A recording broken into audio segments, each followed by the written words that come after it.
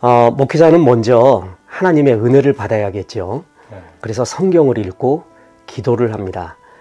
은혜를 받는다는 것은 은혜를 또한 내어줘야 되거든요. 은혜를 내어준다라는 것이 저는 글쓰기의 의미라고 봅니다. 우리 가스펠 중에서 당신은 사랑받기 위해 태어난 사람이라고 있습니다. 근데 저는 그걸 들을 때마다 항상 반쪽짜리 찬송이다라고 생각을 했는데, 그 뒤에 나온 찬송이 뭐냐면 당신은 사랑받기 위해, 그리고 그 사랑 전하기 위해 태어난 존재라는 가사가 있죠. 그래서 사랑을 받는 것에서 그치면은 사랑의 완성이 안 되고, 사랑을 받은 사랑을 주어야 완성이 됩니다. 마찬가지로 우리가 숨을 쉴 때도 들숨이 있고 날숨이 있듯이, 들이마시기만 하면은 그 숨이 완성이 되지 않고 내쉬어야 숨이 완성이 되듯이, 성경을 읽는 것은 하나님 사랑에 대한 반쪽의 완성이고, 그 사랑을 성경 읽은 은혜를 나누어 주어야 사랑이 진짜 완성이 된다고 봅니다. 그 나눠줄 수 있는 가장 좋은 방법이 바로 글쓰기라고 생각을 합니다. 글쓰기는 받은 바 은혜에 대한 표현의 방법이라고 목회자들에게 저는 그렇게 생각을 합니다. 마치 설교도 하나의 글쓰기인데, 복음을 전하는 것도 글쓰기인데, 글쓰기는 문서화로 쓴다라는 의미와 설교는 말로 한다라는 차이가 있겠죠. 그러나 그것은 차이가 거의 없는, 거의 동일한 것이라고 봅니다. 그래서 설교와 글쓰기는 사실 같은 의미인데, 글쓰기를 하면 더 설교를 잘할 수 있는 것은 더 정제된 말을 쓸 수가 있습니다. 더 정리된 말을 쓸 수가 있고, 더 요약된 말을 쓸 수 있고, 더 절제된 말을 쓸 수가 있습니다. 그래서 글쓰기와 사실 설교와 복음 전도는 동일한 것인데, 글쓰기를 통해 더 절제되고 더 요약되고 더 정확한 말을 할 수 있기 때문에 글쓰기가 목회자들에게는 거의 필수적인 중요한 요소가 아닌가, 그렇게 생각을 합니다. 제 생각에는 어떤 거든 타고난 것이 있고 후천적인 것이 있죠. 선천적인 것, 후천적인 것. 근데 목회자의 어떤 말의 실력 내지는 설교의 실력, 또한 표현의 능력은 제 생각에는 90%가 후천적이라고 생각을 합니다. 끝없이 정제된 말을 연습을 하고, 김밥이 맛있는 것은 김밥의 재료가 먼저 좋아서거든요. 좋은 단어, 표현하기에 공감을 일으킬 만한 좋은 단어, 아름다운 단어, 향기로운 단어를 자꾸 모으고, 그 말을 자꾸 훈련을 하고 몇 번 이상 써보고, 또한 설교에 적용시켜 볼 때 그 훈련이 쌓이고 쌓이면 정제되고 요약되고 더 향기로운 말을 할 수 있다고 생각을 합니다. 그래서 거의 제 생각에는 후천적 요인이 더 많다고 생각을 합니다. 일단 전 제일 중요한 것은 메모라고 생각을 합니다.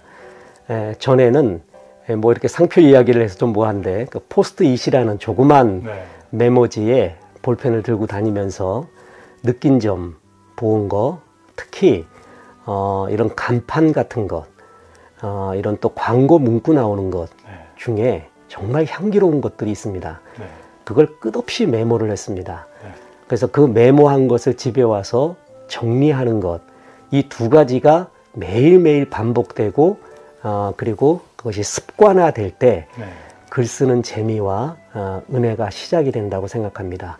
일상의 향기로운 반복, 그러니까 글쓰기는 내가 지금부터 시작해서 책상에 앉아서 쓰는 글도 있겠지만, 일상의 평상시의 모습에서 이런 향기로운 걸 지나가면서 느꼈던 그런 스쳐가는 감정, 그리고 멋있게 보았던 단어, 그것들을 모으면서부터 글쓰기가 시작되고, 글은 그 단어들을 연결할 때 글쓰기의 문장이 된다고 봅니다.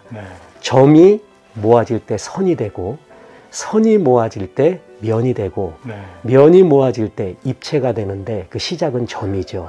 점은 스쳐가는 아름다운 생각의 한 단어, 보았던 단어 하나부터 시작을 합니다.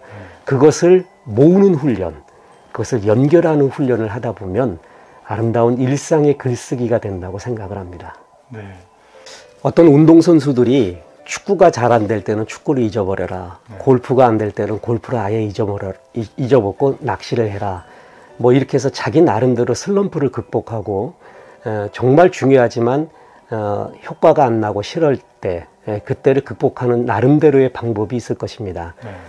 저의 방법은 모아왔던 글, 모아왔던 단어, 그리고 책에다가 짧게 적어놨던 느낀 점, 그거를 끝없이 보는 겁니다.